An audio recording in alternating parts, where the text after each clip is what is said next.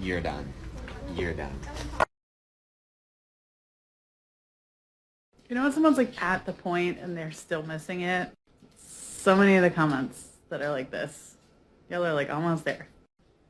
What we're talking about is correlation versus causation. Yes, there is a correlation between weight and certain conditions, but everybody can be impacted and affected by those conditions. That's why weight is not the cause of them. Weight is correlated with them.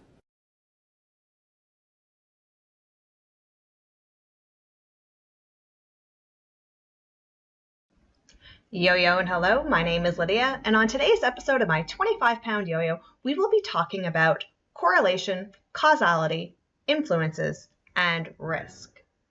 There is a relationship between lifestyle, obesity, and heart disease, but what exactly is it? There are environmental and genetic factors that contribute to a person's lifestyle. When people eat more calories than they burn, they gain weight, and obese people have a higher risk of developing heart disease. Contributing factors of obesity that are not specifically diet and exercise include environment, including advertising and media, access to food, poverty, genetics, medication, and others. But are these causes for obesity? Or are they correlations or influences? Since many people that are obese are also poor, on medication, or have a genetic condition, is that a cause? But not all people that are poor, on medication, or have a medical condition are obese. So does that make it a correlation? Many of these things happen concurrently, so it could be seen as a correlation. But if we say that they are purely a correlation, we're missing a piece of the puzzle. And that's the choice. External factors make it more likely for a person to become obese. However, between every trigger and action, there is a choice, and the presence of that choice makes these things influences.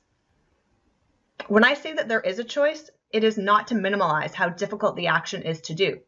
People that struggle with their hormones or cannot afford fresh produce are at a disadvantage for sure, but there is still a choice. A choice to eat better or eat less, or a choice to seek treatment, or a choice to work on one's mental health issues. Now, none of this is easy, and I don't want to come off as callous because I am aware that many people find it difficult to achieve and maintain a healthy weight or cannot afford the care that they need. But because these conditions do not purely arise from the stimulus, they cannot be causes. They are correlations at most, and more often than not, influences. So why is it that fat activists say that external factors cause obesity, yet obesity does not cause heart disease? I'm a little confused by this logic. So let's watch this next clip, then come back and discuss.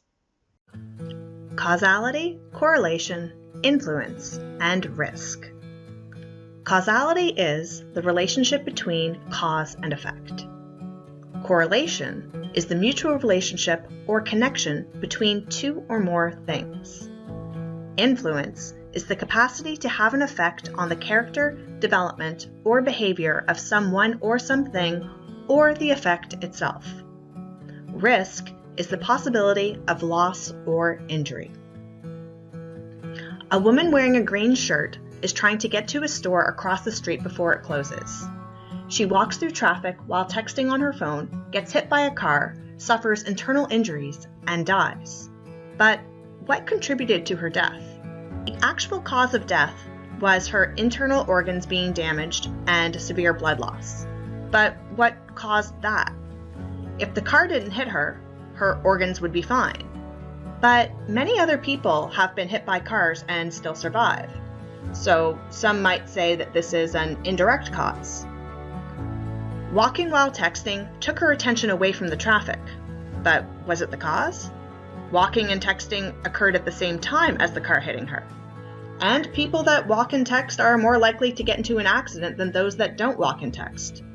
But the walking and texting alone didn't contribute to the death, so it's a correlation. She was also wearing a green shirt, and perhaps more car accidents involve someone wearing green. And since green is the color that means go, it could be related to a driver subliminally thinking that they need to speed up whenever they see the color green. So what is the relationship here? It's a correlation, but because it's not a direct contributor to the accident, it's a weak correlation. The reason she was in traffic in the first place was because she was trying to get to a store across the street before it closed. She didn't need to go through the traffic, but chose to as it would save her time. Because she made a choice here, this was an influence. Anyone walking through traffic has a higher chance of getting hit by a car than someone that uses the crosswalk, especially if they are walking and texting at the same time. So the risk was walking and texting through traffic. Let's now look at the same pieces with obesity and heart disease. A person had a busy life and didn't have time to cook. They routinely ate fast food because it made their life more convenient. The fast food made them gain weight. Their weight gain increased their visceral fat. Increased visceral fat created arterial plaque. Arterial plaque stopped blood flow to their heart. Without blood going to their heart, the person suffered a heart attack and died. At the time of the heart attack, a dove flew overhead. The cause of death was heart failure. The heart failure was the result of arterial plaque. But since not everyone that has arterial plaque gets a heart attack, this is an indirect cause. People with obesity are more likely to develop arterial plaque, but not all obese people do. Thin people can also have high levels of visceral fat, even though they don't appear fat on the outside. So it's a correlation. However, high levels of visceral fat do cause arterial plaque. So does that mean visceral fat is a correlation or indirect cause? The dove flying at the time of death is also a correlation. Doves are a symbol of life, so this may be the universe's way of telling us that a life has been taken. But since the relationship between the dove flying didn't actually impact the heart attack, it's a weak correlation. Eating processed food increases the risk of developing obesity. The reason why they were eating processed food was because of their environment and economic situation. But since there was a choice to be made as to what to eat, this is an influence. The influence in the first example was getting to the store before it closed. But is it the store's fault for the accident because they had an inconvenient closing time? No, it's ours influenced the decision the person made, but ultimately it was their decision. In the second example, the environment contributed to their decision to eat fast food. But is it the fast food restaurant's fault that the person ate it and became obese? Again, no, its availability and price influenced the individual's choice of what to eat. In the first example, there was a choice related to the correlation. The person could have chosen to not text and walk at the same time. But would that have prevented them from getting hit by a car? Maybe, maybe not. But texting while walking certainly increased their risk that they would. In the second example, there was also a choice to become obese. Would the person have had a heart attack anyways? Maybe, maybe not. But obesity increased their risk that they would. So why do fat activists blame external factors for their obesity, but cannot blame obesity for heart disease, despite all this strong medical evidence? Rather than arguing semantics, why don't we look at this in a simpler way? Things inside our control versus things outside of our control. And work on the things that we can change rather than the things that we cannot. Let's begin with discussing the causes of obesity. Now, the laws of thermodynamics tell us that if you eat more calories than you burn, you will gain weight. If you work out, the weight gain could be muscle, but if you don't work your muscles or don't work them out enough, the excess will be stored as fat. But this is the rhetoric coming out of the fat acceptance movement. So I had a comment the other day that said fat people are fat because they don't move enough, they eat too much and basically are lazy. And in some cases, yeah, that probably is true, but it's not true for everyone. So I thought I want to back up what I'm saying, and I did some research. Let's get into it. Genetics. and prenatal factors, birth, infancy, and childhood habits, medications or medical conditions, the effect of your gut bacteria, the fucking environment. I got my numbers mixed up, but whatever. Powerful hunger hormones. This. I'm pretty sure it's something to do with metabolism, mainly because it says that there. So next time you say or think, oh, that fat person's fat because they're lazy, it's probably not true. And the lesson we've learned, don't be fatphobic and don't be a dick. So let's discuss them. Starting with genetics. Your genetics do play a role in your body's predetermined weight, but nobody's predetermined weight is morbid obesity. Some people are predisposed to have a BMI of 18.5, and some are predisposed to have a BMI of 28.5. And the FTO, or fat gene, is really only accountable for about 7 extra pounds of body weight. Childhood habits. Many people developed poor eating and exercise habits based on how they were raised as kids. And children are not responsible for their obesity. Their parents are. But habits can be broken. Just because you had bad habits as a child doesn't mean you can't change. If a lung cancer patient is advised to quit smoking, it's something that is within their control. It's difficult as hell, but just because it's difficult, it doesn't mean that they shouldn't try. Bad eating habits are similar. Just because you were raised on highly processed food doesn't mean you need to continue eating them into adulthood. Medications and medical conditions. For most people, weight gain associated with medical conditions and medications are compatible with a healthy diet. Not all, but a very high percentage are. Some people have to limit their carbs or cut out sugar. I'm not saying this is easy, but it can be done. I did a video on medication weight gain if you'd like to check it out for more details. But in essence, medications influence your eating and movement. They can stimulate your appetite or make you feel more lethargic. They don't magically make you gain weight. And when you are aware that that is why you are gaining weight, you can be more vigilant in what you eat and how much you move to combat their side effects. Gut bacteria. Our guts have sensors that tell us when we are satisfied. Some people have better guts than others, and after eating a big meal will naturally eat less at their next because their gut told them so. Others have poor gut bacteria and will feel hungry even when the body is actually not. This also can be fought with eating the right foods that keep your gut's microbiome healthy. Whole grains, lean proteins, fruits and veggies, all of which help strengthen your gut to do its job. Environment.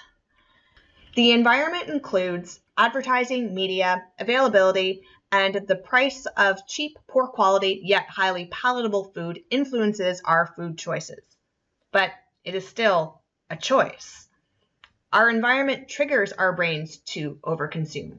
But between every trigger and action, there is a choice, and it's up to us to make the right choice. Hunger hormones.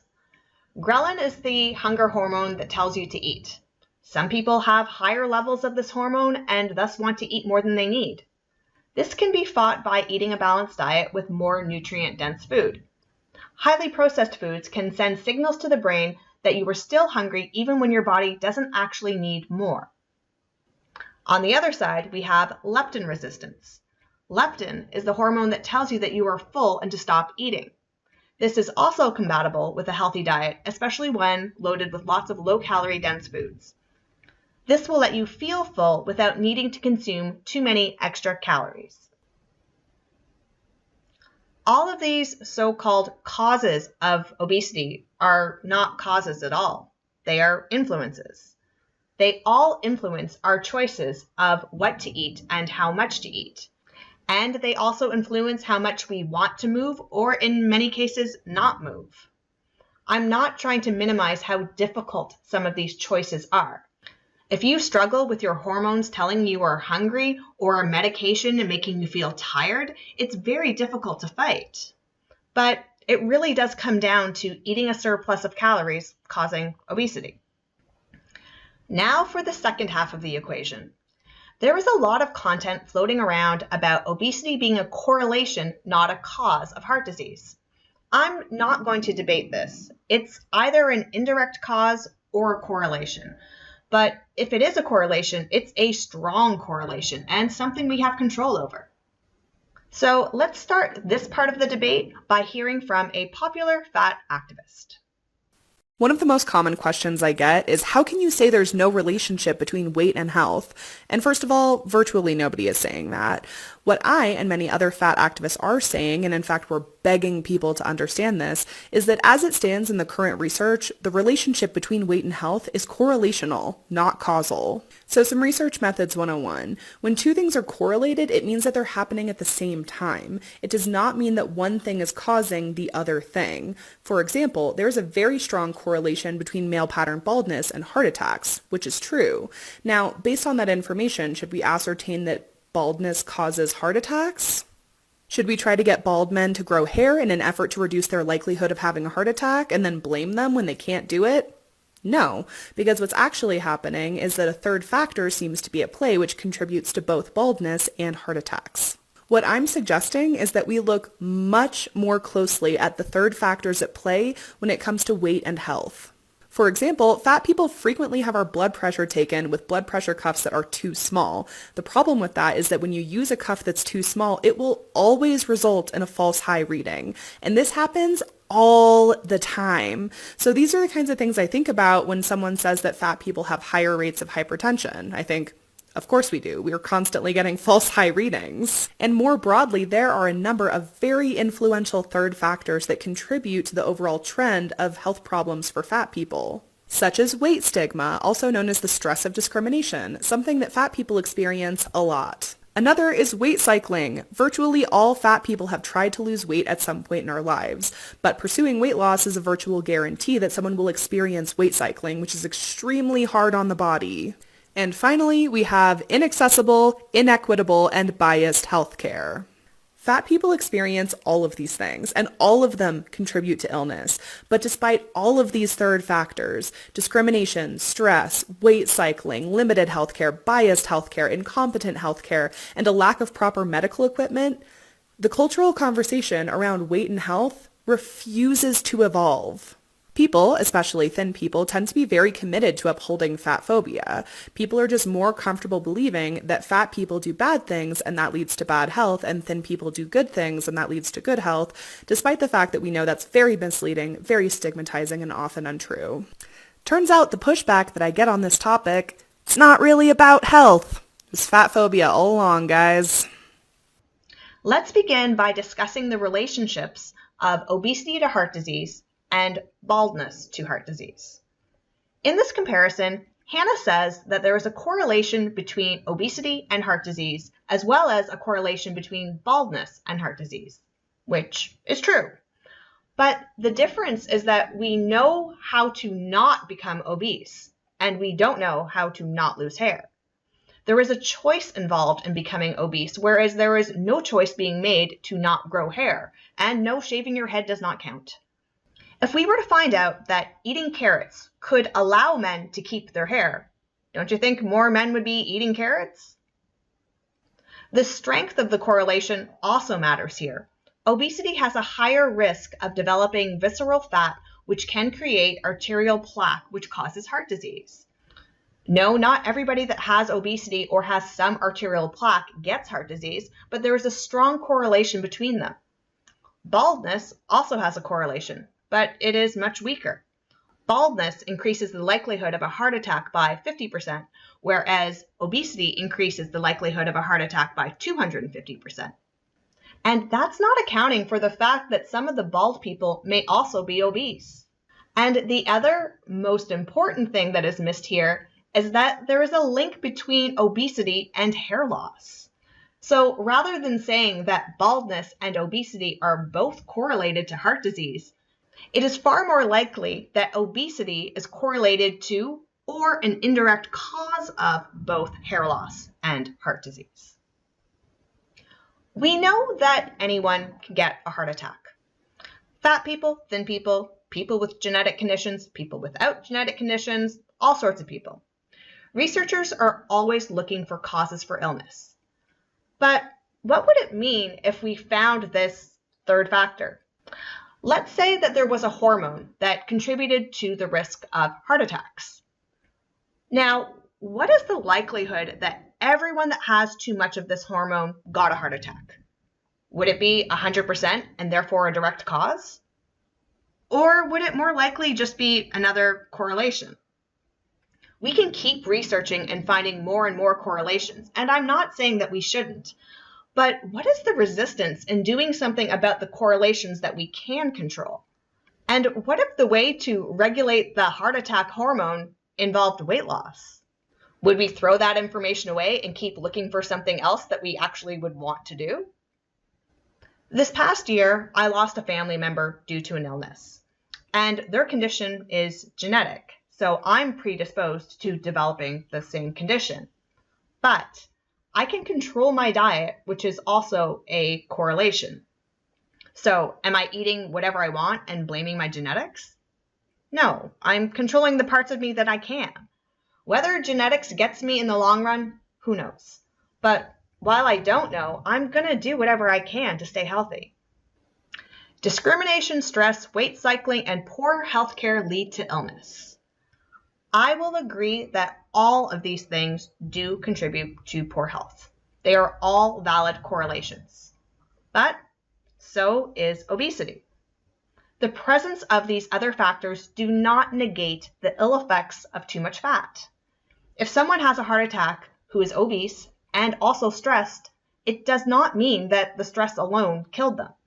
I do think that the medical field should find ways to do better with the care of obese patients, but that doesn't mean ignoring the fact that their weights put them at high risk.